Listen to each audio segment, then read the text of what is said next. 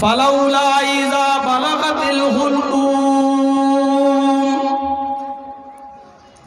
یہ روح جب نرکھرے تک پہنچ جائے گی، روح، ابن قیم کی زاد المعاد پڑھیے، روح جب نکلتی ہے تو سب سے پہلے یہ پیر کے تلوے سے یہاں سے نکلنا شروع ہوتی ہے اور نیچے سے اوپر کی طرف آتی ہے۔ سنیے، ہر شخص کو اس منظر سے گزرنا پڑے گا، سنیے گا، یہاں سے کھچتی ہے پہلے۔ ابھی 2-3 مہینہ پہلے میری ساس کا انتقال ہوا، میری آنکھوں کے سامنے ہوا۔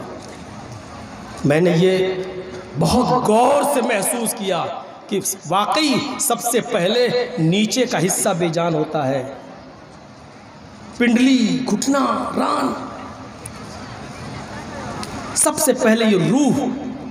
جو ہوتی ہے پیر کے تلوے سے نکلنا شروع ہوتی، پنجوں سے ہوتے ہوئے ٹخنے تک آتی ہے، یہ حصہ کام کرنا بند کر دیتا ہے۔ اس کے بعد یہ روح نکلتی نکلتی پنڈلیوں پر آتی ہے، یہ پنڈلی سے نیچے کا حصہ کام کرنا بند کر دیتا ہے۔ پنڈلی سے نکلتے نکلتے نکلتے نکلتے یہ روح گھٹنے تک آتی ہے، گھٹنے سے نیچے کا حصہ کام کرنا بند کر دیتا ہے، گھٹنے سے چڑھتے چڑھتے ران تک آتی ہے، کمر سے نیچے کا حصہ کام کرنا بند کر دیتا ہے،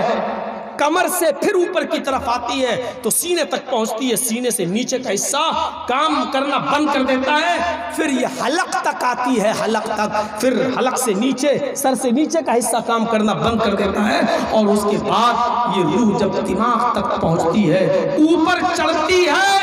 تو انسان کی آنکھیں پھٹنے لگتی ہیں، اس کی آنکھیں کھلی رہ جاتی ہیں، اس لیے کہ وہ روح کو اپنی آنکھوں کے سامنے نکلتا ہوا دیکھ رہا ہوتا ہے۔ قرآن کریم اسی طرف اشارہ کرتا ہے، فَلَوْلَا إِذَا بَلَغَتِ الْحُلْقُومَ وَأَنْتُمْ حِينَئِذٍ تَنْظُرُونَ، جب یہ روح نکلتے نکلتے تمہارے نرخرے تک پہنچ جاتی ہے، اور اس روح کو نکلتے ہوئے اس وقت تم اس کو اپنی آنکھوں سے دیکھ رہے ہوتے ہو، وَأَنْتُمْ حِينَئِذٍ تَنْظُرُونَ، اور اس روح کو تم نکلتے ہوئے اپنی آنکھوں سے دیکھ رہے ہوتے ہو، وَنَحْنُ أَقْرَبُ إِلَيْهِ مِنْكُمْ وَلَكِنْ لَا تُبْصِرُونَ، اس وقت میں اس کے تم سے زیادہ قریب ہوتا ہوں، وَنَحْنُ أَقْرَبُ إِلَيْهِ مِنْكُمْ، جتنا تم قریب ہو اس سے زیادہ ہم اس کے قریب ہوتے ہیں، یہ اللہ رب العالمین کہہ رہا ہے۔ جبکہ باپ کی روح نکل رہی، بیٹا ان کے پاس بیٹھا ہے، لیکن اللہ کیا کہہ رہا ہے؟ بیٹا بھی اتنا قریب نہیں ہے جتنا قریب میں ہوں، بیوی بھی اتنے قریب نہیں ہے جتنے قریب میں ہوں، اس کی بیٹیاں بھی اتنے قریب نہیں ہے جتنا قریب میں ہوں، وَنَحْنُ أَقْرَبُ إِلَيْهِ مِنْكُمْ، تمہارے اس سے جب تمہاری روح، کسی کی روح نکلتی ہے تو اس روح جس کی نکل رہی ہے اس کے قریب تمہاری بنسبت میں زیادہ قریب ہوتا ہوں، اللہ قریب ہوتا ہے، لیکن آگے والے جملہ دیکھیے، وَلَكِنْ لَا تُبْصِرُونَ، لیکن تم مجھے دیکھ نہیں سکتے۔ اللہ کو کوئی دیکھ سکتا ہے؟ میں قریب ہوتا ہوں، تم سے زیادہ قریب، لیکن تمہاری آنکھیں مجھے دیکھ نہیں سکتی۔ ایک ایک لفظ پر غور کیجئے، روح نیچے سے نکلتی ہے، نرخرے تک پہنچی، اوپر نکل رہی ہے، آنکھیں پھٹی۔ آپ نے دیکھا ہوگا مرنے والا جب مرتا ہے تو آنکھیں کھلی کی کھلی رہ جاتی ہیں، پھر ہمیں اور آپ کو قریب آدمی کو بند کرنا پڑتی ہیں اس کی آنکھیں، کیوں؟ کیونکہ وہ روح کو اپنی آنکھوں سے نکلتا ہوا دیکھتا ہے، اور اس وقت وہ یہ بھی دیکھ لیتا ہے میرے پاس جو فرشتے ملک الموت کے پاس کھڑے ہیں وہ عذاب کے فرشتے ہیں یا ثواب کے، رحمت کے فرشتے ہیں یا عذاب کے۔ روح جس کی نکلتی ہے وہ اپنے انجام کو سمجھ لیتا ہے کہ میری روح نکلنے کے بعد یہ ملک الموت میری روح کو رحمت کے فرشتوں کے حوالے کرے گا یا عذاب کے فرشتوں کے، وہ اپنے انجام کو اس دنیا میں دیکھ لیتا ہے اور سمجھ جاتا ہے۔ وَنَحْنُ أَقْرَبُ إِلَيْهِ مِنْكُمْ، ہاں سنو، اس وقت تم اپنی آنکھوں سے اس روح کو نکلتے ہوئے دیکھ رہے ہوتے ہو، وَنَحْنُ أَقْرَبُ إِلَيْهِ مِنْكُمْ، تم سے زیادہ اس کے قریب اس وقت ہم ہوتے ہیں، تم نہیں ہوتے. وَلَٰكِن لَا تُبْصِرُونَ، لیکن تمہاری آنکھیں مجھے نہیں دیکھ سکتی ہیں، تم مجھے نہیں دیکھ پاتے ہو.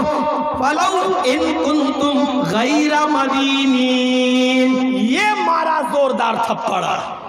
یہ مارا زوردار تماچا. ان کنتم غیر مدینین، اگر تمہارے اوپر کسی کی حکومت نہیں چلتی، اگر تمہارے اوپر کسی کی طاقت نہیں چلتی،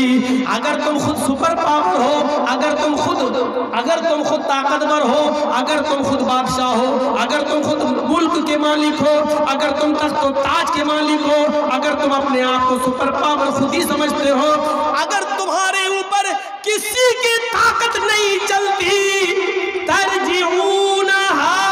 تو جو فرشتہ روح نکالتا ہے اس فرشتے سے وہ روح کو لوٹا کر اپنے اندر واپس کیوں نہیں کر لیتے؟ ان کنتم غیر مدینین ترجعونہا ان کنتم صادقین. اگر تم اپنے دعوے میں سچے ہو، اگر تم سچے ہو تو اس روح کو لوٹا کر اپنے اندر واپس کیوں نہیں کر لیتے؟ اس دیش کے پریزیڈنٹ APJ عبد الکلام بھی اس دنیا سے گئے، وہ بھی اپنی روح کو اپنے اندر نہیں لوٹا پائے. پرنب مکھرجی اس دنیا سے گئے، وہ بھی اس روح کو اپنے اندر واپس نہیں لوٹا پائے. اگر تم پاورفل ہو، طاقتور ہو، تمہارے اوپر کسی کا بس نہیں چلتا، تمہارے اوپر کسی کی طاقت نہیں چلتی، اگر تم سب سے بڑے طاقتور ہو، تمہارے اوپر کوئی نہیں ہے، ترجعونہا، تو اس روح کو اپنے اندر واپس کر کے دکھاؤ، موت سے جیت کر دکھاؤ، ملک الموت سے روح کو چھین کر اپنے اندر واپس لے کر دکھاؤ. ان کنتم صادقین، اگر تم سچے ہو تو نہیں لوٹا سکتے ہو، کیونکہ یہاں تم بے بس ہو، یہاں تم کمزور ہو. کیوں؟ یہاں پر جس کی چلتی ہے اس کو ہم سپر پاور کہتے ہیں، وہی اللہ ہے، وہی مالک الملک ہے، وہی عزت و ذلت کا مالک ہے، وہی حی قیوم ہے، وہی یحیی و یمیت ہے، وہی مارتا ہے، وہی جلاتا ہے، وہی ہمیشہ سے زندہ اور ہمیشہ رہے گا، ہمیشہ سے قائم اور ہمیشہ رہے گا. کل من علیہا فان ویبقى وجہ ربک ذو الجلال والاکرام. اسی کی ذات کو بقا ہے اور اس کے علاوہ سب فنا، سب کو فنا ہے، سب موت کے گھاٹ اتر جائیں گے. میرے پیارے ساتھیوں، اس جگہ پر ہم تصور کریں ہم اپنے آپ کو کیسا محسوس کر رہے ہیں.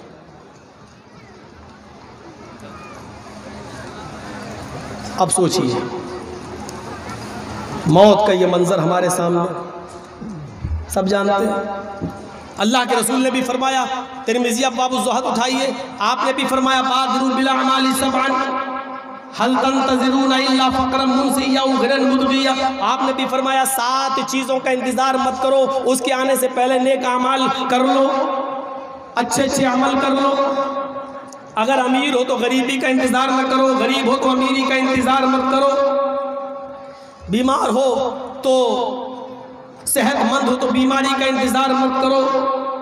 جوان ہو تو بڑھاپے کا انتظار مت کرو، اچانک آ جانے والی موت کا انتظار مت کرو. آپ نے 7 اعمال ایسے بتائے کہ ان اعمال کا انتظار مت کرو، ان کے آنے سے پہلے تم نیک اعمال کر لو. کبھی نبی اکرم صلی اللہ علیہ وسلم فرماتے کہ اکثروا ذکر ہذه اللذات، لوگوں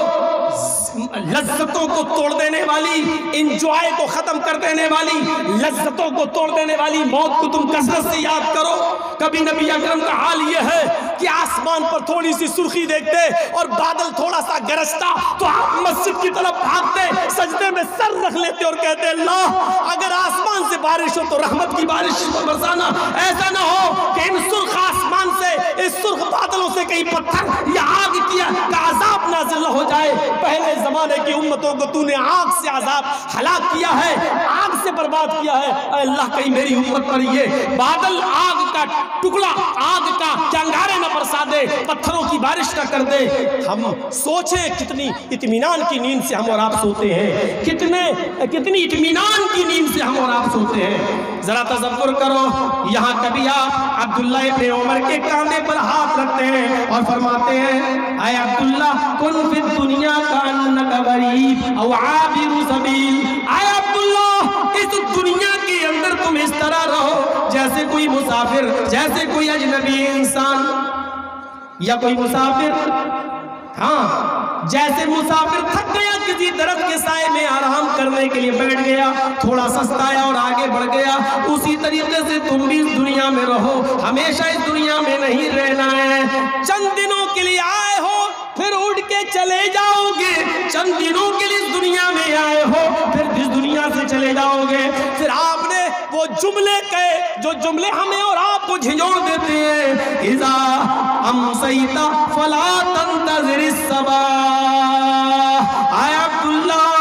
صبح سے شام تک جب زندہ رہ لو، جب شام ہو جایا کرے اور رات کو جب تم بستر پر سونے جایا کرو تو اے عبداللہ تم صبح کا انتظار مت کیا کرو، پتہ نہیں صبح میں تم زندوں میں لکھے جاؤ یا مردوں میں، صبح تک تمہاری کنڈیشن کیا ہو، صبح تک تمہاری حالت کیا ہو، صبح تک تم مردوں میں لکھے جاؤ یا زندوں میں لکھے جاؤ۔ وَإِذَا أَصْبَحْتَ فَلَا تَنتَظِرِ الْمَسَاءَ، اے عبداللہ جب صبح ہو جایا کرے اور تم اپنے آپ کو صحیح و سالم دیکھا کرو تو شام کا انتظار نہ کیا کرو، پتہ نہیں شام تک تمہارا شمار مردوں میں ہو یا زندوں میں۔